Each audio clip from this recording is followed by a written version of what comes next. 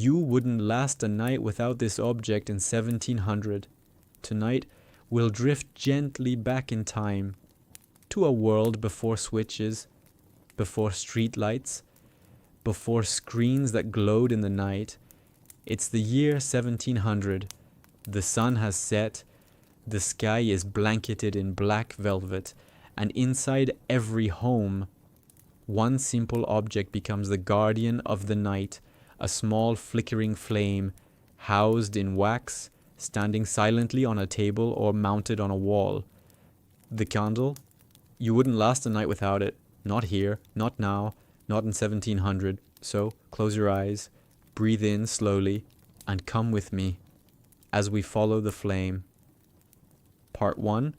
Darkness was dangerous.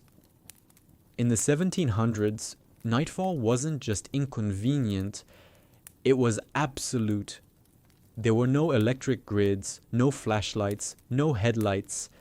Once the sun dipped below the horizon, the world grew cold, silent, and dark. Candles weren't optional, they were life. They lit the paths of midwives rushing to deliver babies. They guided scribes through midnight writings. They watched over sick beds. They stood as silent companions for the lonely, the working, the worried. Without candles, life would simply stop. Reading would stop, cooking would stop, movement would stop, conversation would grow short and end early. Every human activity had to bend around the candle's limits, its hours, its flicker.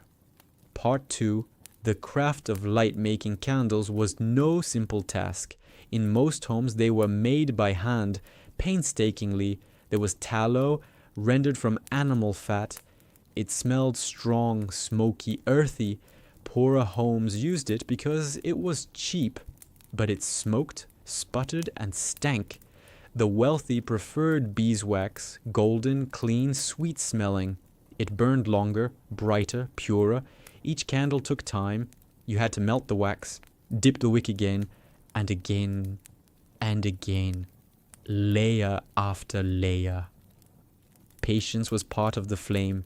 In many households, a specific day of the week was dedicated to dipping candles. Children helped, grandparents advised. It was a quiet ritual, one that smelled of smoke and soap and effort.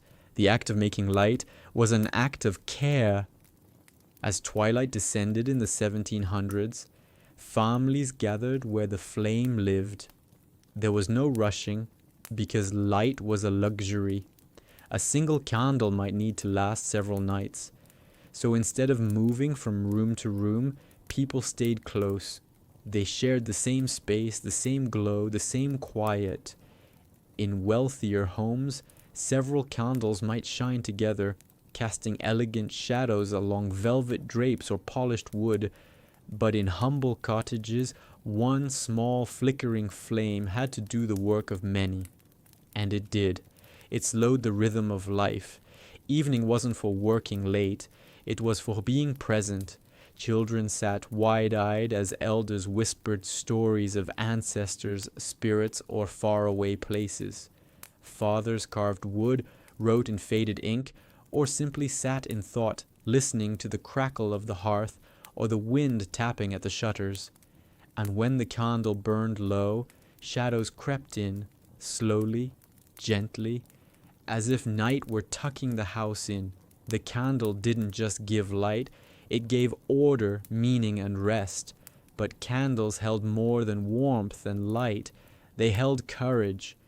In a world with no street lamps or flashlights, darkness was vast and full of mystery. When the sun disappeared, imagination took its place. Every creak might be a thief, every howl, a wolf, every flickering shadow on the wall, something watching. Even inside, darkness could feel alive. It stirred the mind, played tricks on memory, made simple spaces feel unfamiliar. And yet, a single candle could hush all that noise. Parents would light one beside a frightened child's bed, offering comfort not with words but with glow. Travelers clutched lanterns on winding paths, the small light dancing across mud and moss. Some homes left a candle burning overnight, not because it was bright enough to see by, but because it made the dark less alone. The flame became a shield, and its light a quiet promise. You are safe.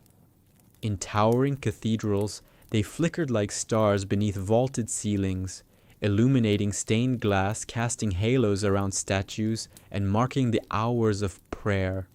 Their presence signified something holy, a divine glow in a silent place. But this reverence wasn't reserved for grand churches. In cottages, small candles lit prayer said in whispers. In moments of death, they honored a soul's passage, burning beside the departed as a gentle guide. In weddings and baptisms, the candle stood as a witness, its flame echoing life's most tender beginnings. To light a candle was to speak without words. It was both ritual and reverence. And even now, centuries later, we still light candles in memory, celebration, and prayer, because something in that quiet glow still feels divine. Chapter 6. The Social Glow. Outside the home and beyond the church, the candle lit the rhythm of public life. Taverns bustled with laughter and the clink of mugs, each table lit by a stubby wax companion. Theaters thrilled audiences with Shakespearean tragedies, spotlit by rows of dancing flames that cast dramatic shadows across painted sets. And in quiet parlors or candlelit salons, thinkers and poets leaned into the glow to read aloud, debate, or dream. Ideas that changed the world were once born beside wax-dripped holders and flickering sconces. In cities, a candle in the window wasn't just light, it was a signal. It could say, "Someone is waiting for you," or "This door is open to guests," or simply, "Come home." The candle wasn't loud, it didn't demand attention, but it shaped the mood of every space it touched, inviting closeness, calm, and conversation. And to think, all of this, the warmth, the peace, the memory, the meaning, came from a wick, a flame, and a little melted wax.